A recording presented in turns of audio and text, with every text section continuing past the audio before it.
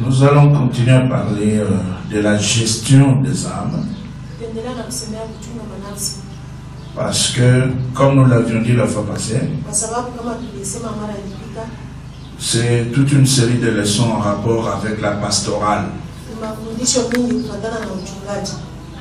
Alors aujourd'hui, avant d'aborder le point du jour,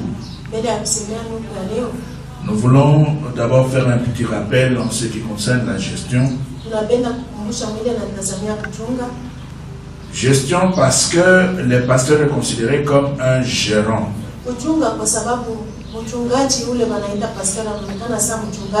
C'est un gérant qui s'occupe des intérêts de Christ. Un gérant ne se gère pas. Un gérant gère les affaires d'autrui. Et ici dans l'église chrétienne, eh bien, le pasteur est un gérant. Eh bien, il administre les choses de Christ. Nous lisons d'abord dans Matthieu au chapitre 16. Et là, nous allons voir effectivement que dans l'église, le pasteur n'est qu'un gérant. Matthieu chapitre 16, le verset 18. Jésus dit ceci. Et moi je te dis que tu es Pierre, et que sur cette pierre, moi, Jésus-Christ, je bâtirai mon église, et que les portes du séjour de mort ne prévaudront point contre elle.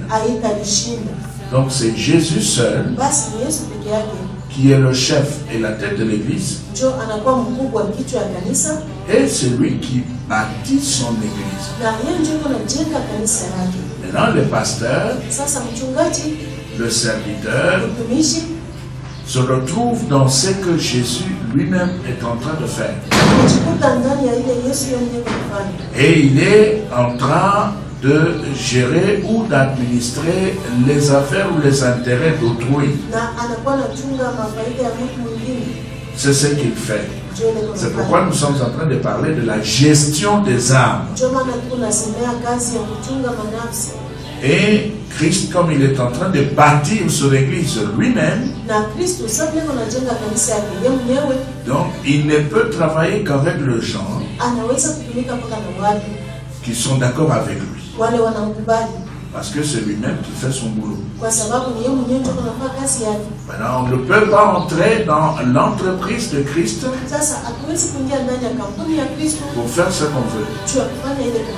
Pour pouvoir commencer à gérer le bien d'autrui comme on l'entend.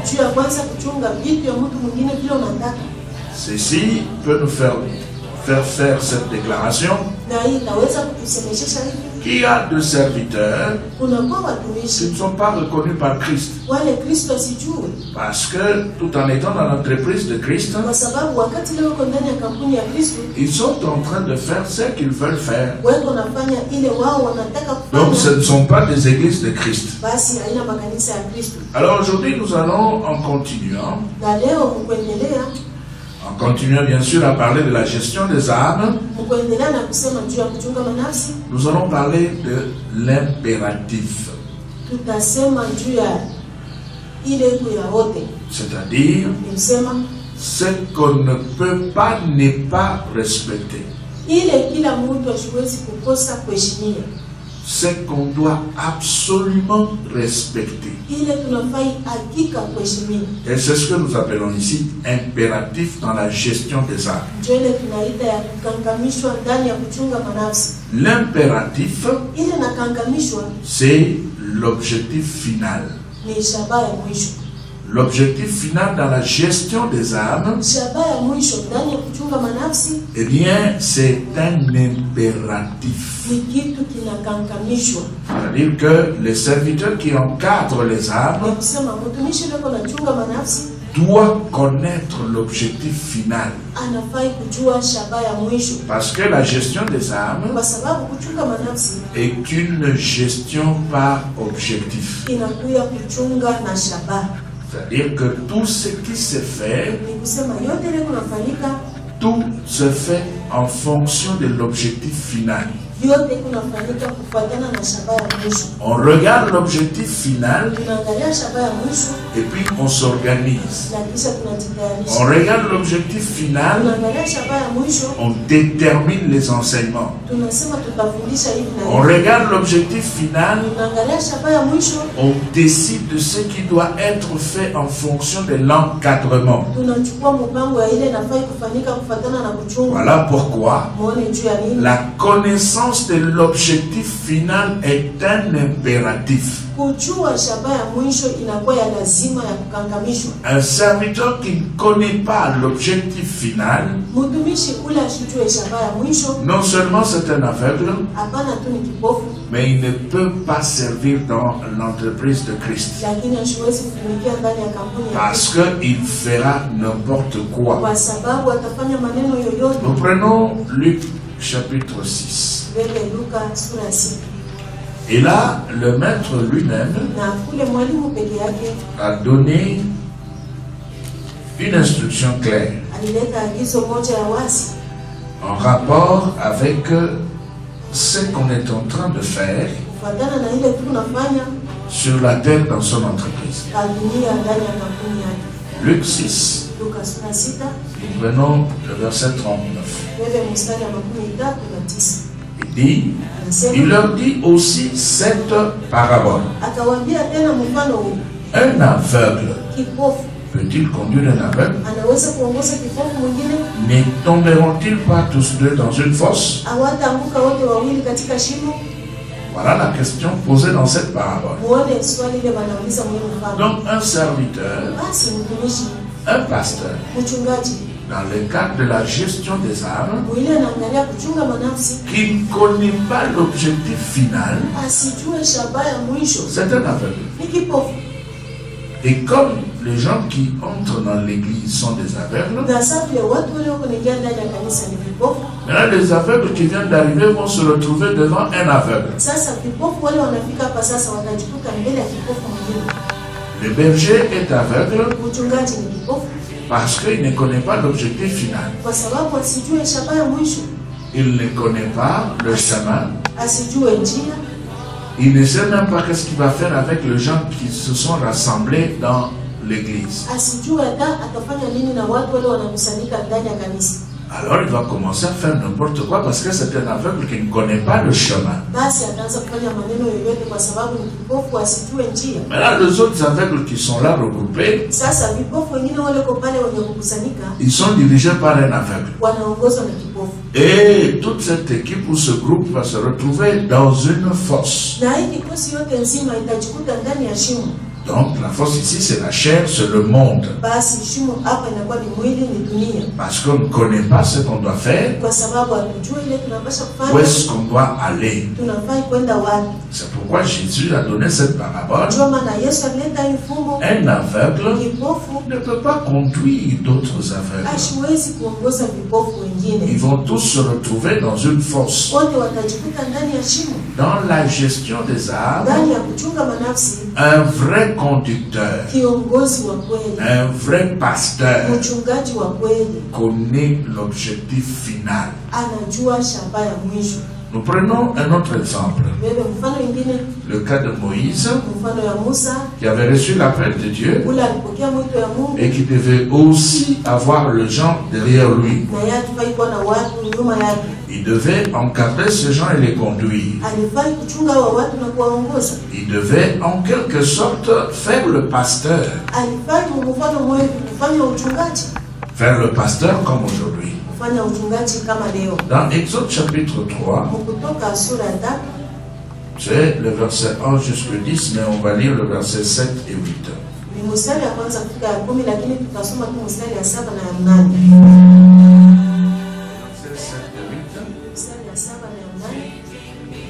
L'Éternel dit, j'ai vu la souffrance de mon peuple qui est en Égypte. Et j'ai entendu les cris que lui font pousser ses oppresseurs. Car je connais ce douleur. Je suis descendu pour les délivrer de la main des Égyptiens. Et pour le faire monter dans ce pays, dans un bon et vaste pays, dans un pays où coule le lait et le miel, dans les lieux qu'habitent les Cananéens, les Étiens, les Amoréens, les Phéréziens, les Éviens et les Jébusiens. Voilà. Ici, c'est Dieu qui s'adresse à Moïse. Il lui dit, j'ai vu la souffrance de mon peuple qui est en Égypte. Et j'ai entendu les cris que lui font pousser ses oppresseurs. Car je connais ce douleur. Je suis descendu pour les délivrer, pour le faire monter. C'est Dieu qui révèle cela à Moïse. Maintenant au verset 10. Toujours dans le même chapitre, Exode 3, au verset 10. Dieu dit ceci à Moïse. Maintenant, va. Je t'enverrai auprès de Pharaon. Et tu feras sortir d'Égypte mon peuple, les enfants d'Israël. Donc Moïse savait qu'il devait se rendre en Égypte devant Pharaon, faire sortir Israël et amener Israël dans le pays où coulait le lait et le miel. Donc Moïse n'était pas un aveugle. Il avait entendu Dieu. Il connaissait son travail. Il savait pourquoi est-ce qu'il devait prendre Israël en Égypte. Et où est-ce qu'il devait aller avec Israël. Il connaissait l'objectif final. Il devait faire entrer ce peuple dans le pays où coulait le lait et le miel. Mais aujourd'hui, toi serviteur, est-ce que tu sais pourquoi tu es au service de Dieu?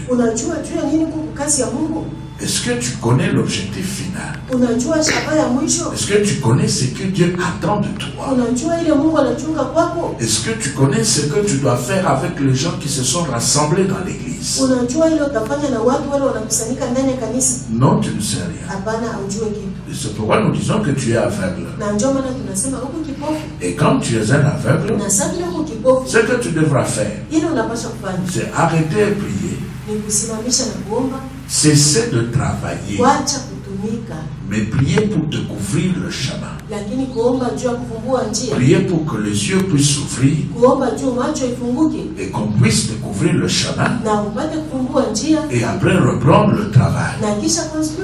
Et à ce moment-là, on pourra dire qu'on est au service de Christ parce qu'on connaît exactement le chemin. Et on pourra ainsi travailler comme Moïse. Il connaissait le chemin, il connaissait où est-ce qu'il allait et qu'est-ce qu'il était en train de faire. Même quand Moïse était en train de discuter avec Pharaon, il savait pourquoi il discutait avec lui. Il connaissait ce que Dieu lui a fait. Et toi, qu'est-ce que Dieu t'a dit dans tout ce que tu es en train de faire là? Tu n'as rien. Tu lis tout dans la Bible. Tu n'as reçu aucune révélation de la part de Dieu. Donc tu ne connais pas le chemin. Voilà pourquoi aujourd'hui dans les églises, on fait n'importe quoi. On enseigne n'importe quoi. Pourquoi? Parce que les conducteurs sont des aveugles. Et on est en train de sanctifier nos boulots. Pourquoi? Parce que on sait que c'est tout ce qu'on doit faire. Nous allons prendre l'exemple de l'apôtre Paul. Vous allez voir que lui aussi, il connaissait l'objectif final. Il ne travaillait pas pour travailler, mais il travaillait en connaissance de cause. Il connaissait le chemin. Nous prenons Galates. Au chapitre 4, le verset 19 et 20. Qu'est-ce qui est dit? C'est Paul qui parle. Nous pouvons commencer par le verset 16. Suis-je devenu votre ennemi en vous disant la vérité? Les ailes qu'ils ont pour vous n'est pas pure. Mais ils veulent vous détacher de nous afin que vous soyez zélés pour eux. Il est beau d'avoir du zèle pour ce qui est bien et en tout temps. Et non pas seulement quand je suis présent par vous. Maintenant, Paul va révéler sa connaissance de l'objectif final. Il dit, mes enfants pour qui je prouve de nouveau le douleur de l'enfantement, jusqu'à ce que Christ soit formé en vous. Je voudrais être maintenant auprès de vous et changer de langage, car je suis dans l'inquiétude à votre sujet. Voyez, Paul savait de tous ces gens qui étaient là autour de lui, que toutes ces âmes qui se convertissaient devaient avoir Christ dans leur cœur. Et ces âmes devaient être gardées pour Christ. Et c'est pourquoi il dit, en parlant ici, il parle comme une femme qui attend famille et qui est maintenant en train d'enfanter. Il dit, mes enfants pour qui je prouve de nouveau le douleur de l'enfant. Jusqu'à Christ soit formé en vous. Voilà l'objectif final. Est-ce que c'est ce que nous avons aujourd'hui dans nos églises comme objectif final? Non, c'est pas cela. Ce qui nous intéresse aujourd'hui dans nos églises, c'est la prospérité matérielle. Ce sont le voyage. C'est le fait de pouvoir s'habiller, changer de démarche. C'est le fait de pouvoir prier pour avoir l'argent. C'est le fait de pouvoir prier pour exceller et percer. Les séminaires sont organisés pour percer. Les séminaires sont organisés pour faire des appels de fonds. Pas pour la formation de Christ dans les cœurs des hommes. Les enseignements sont donnés pour s'aimer l'argent dans l'église. On insiste sur cette loi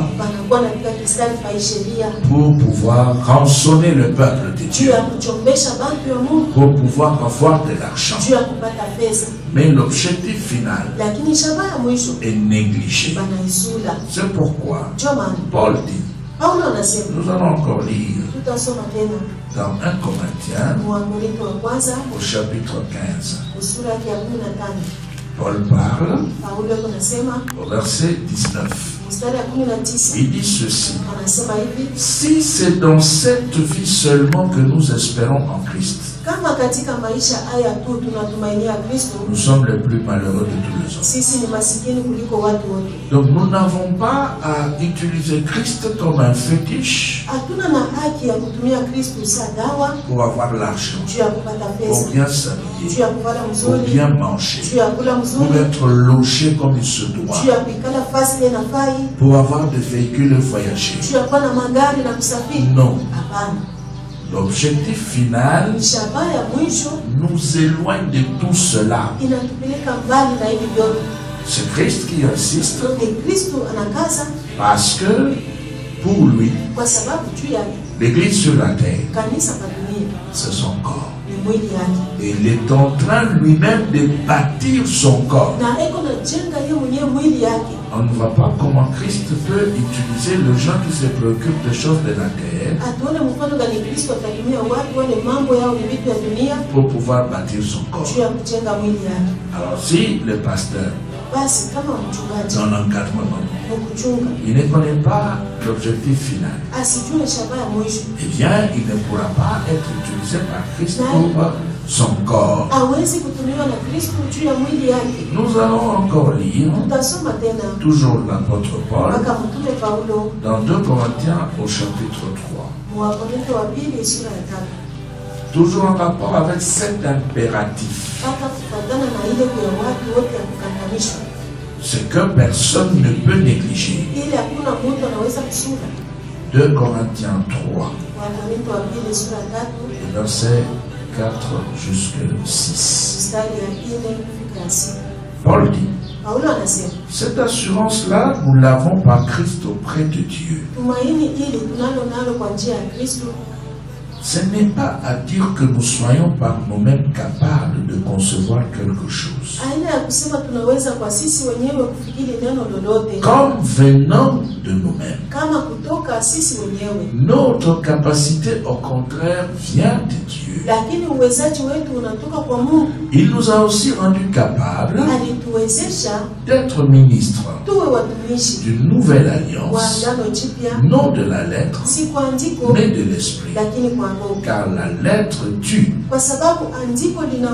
mais l'esprit vivifie. Pourquoi est-ce que Paul pense que c'est l'esprit qui vivifie et que la lettre est en train de tuer? Mais c'est simplement parce que dans l'enseignement du Nouveau Testament, Christ est un esprit vivifiant. Nous pouvons lire cela dans 1 Corinthiens chapitre 15. Et Paul le dit aussi clairement que possible. Il dit, c'est pourquoi il est écrit, le premier homme, Adam, devint une âme vivante. Le dernier Adam est devenu un esprit vivifiant. Donc c'est Christ. Maintenant, par rapport à l'impératif, par rapport à l'objectif final, il faut que Christ puisse occuper les cœurs. Il faudra que la personne qui s'est convertie, qui s'est attachée à l'église, puisse se retrouver en Christ.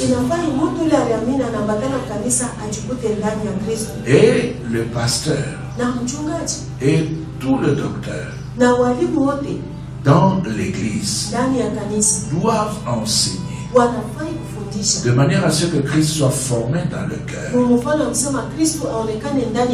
pour permettre à tous ceux-là qui viennent d'être en Jésus-Christ. Et nous le savons que pour faire entrer un esprit dans un autre esprit, parce que ici, comme Christ est un esprit vivifiant, il faudra que Christ qui est esprit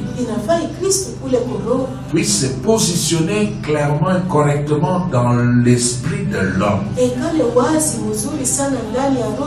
Et pour que Christ qui est l'esprit vivifiant puisse entrer dans l'esprit de l'homme, nous devons utiliser la parole de Christ. Parce que l'esprit ne se donne que par la parole. Et ici, comme on veut faire entrer l'esprit de Christ, il faut alors enseigner la parole de Christ. On ne peut pas vouloir faire entrer Christ dans le cœur et enseigner la parole d'un autre esprit. Dans Jean chapitre 6 et au verset 63, Jésus dit, c'est l'esprit qui vivifie, la chair ne sert de rien. Les paroles que je vous ai dites sont esprit et vie. Donc par rapport à l'objectif final, qui est la présence de Christ sur le cœur et la présence des chrétiens en Christ, on ne peut enseigner que ce que Jésus-Christ avait enseigné. On ne peut enseigner que la parole de Christ qui se trouve dans la Bible. On ne peut utiliser que les explications de la saine doctrine de l'enseignement de Christ donné par les apôtres dans les épîtres.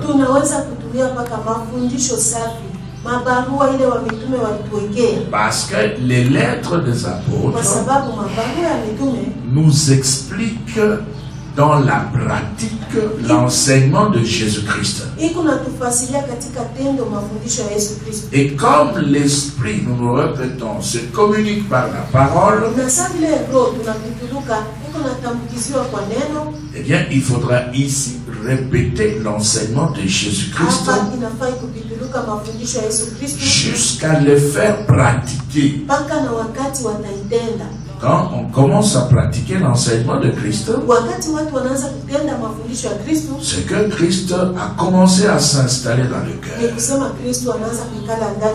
Et c'est que la personne aussi est en train maintenant de s'installer en Christ.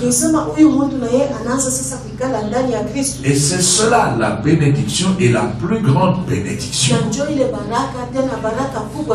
Et c'est ce qui doit être fait.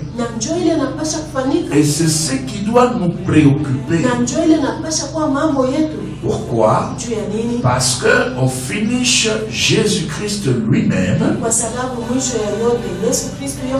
apparaîtra maintenant pour prendre l'Église. Maintenant, comment Christ pourra-t-il prendre quelqu'un qui n'a pas son esprit? Il ne sera attiré par rien du tout.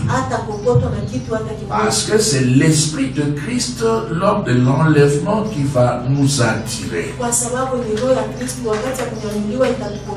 Mais maintenant, si déjà, de par l'enseignement, on ne se préoccupe pas de l'esprit de Christ, de la parole de Christ, des enseignements de Christ, c'est que l'Église n'est pas préparée pour l'enlèvement.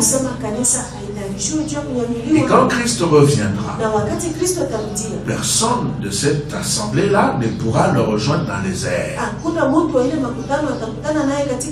Il le dit lui-même clairement dans Jean chapitre 14. 1 jusqu'à 3. Que votre cœur ne se trouble point. Croyez en Dieu et croyez en moi. Il y a plusieurs demeures dans la maison de mon Père. Si cela n'était pas, je vous l'aurais dit. Je vais vous préparer une place.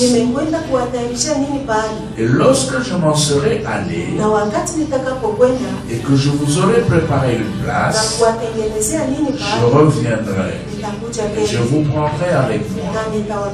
Et afin que là où je suis, vous y soyez aussi.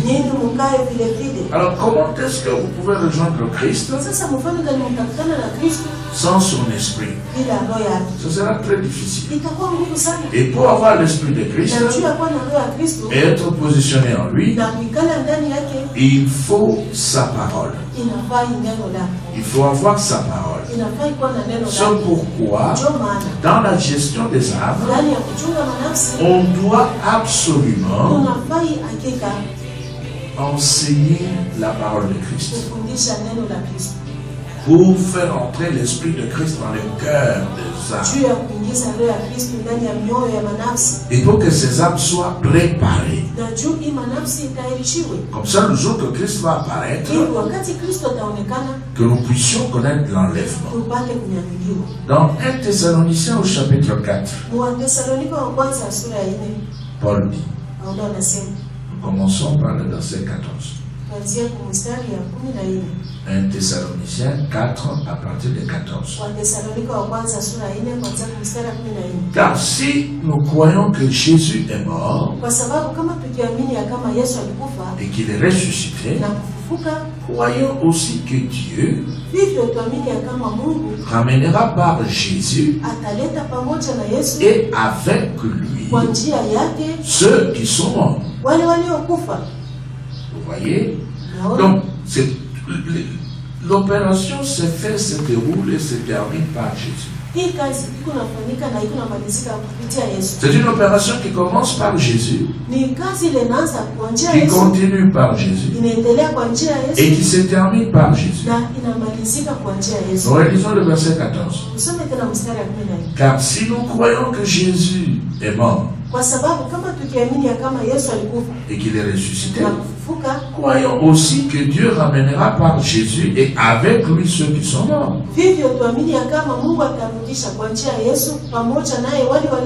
Voici en effet ce que nous vous déclarons d'après la parole du Seigneur.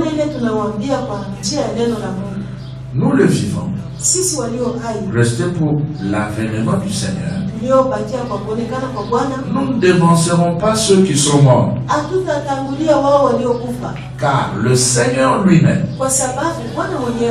a un signal donné à la voix d'un archange et au son de la trompette de Dieu descendra du ciel. Et les morts en Christ ressusciteront premièrement. Les morts en Christ. C'est-à-dire quelqu'un qui avait reçu par l'enseignement de Jésus-Christ, l'esprit de Jésus-Christ, et qui est décédé dans ce monde.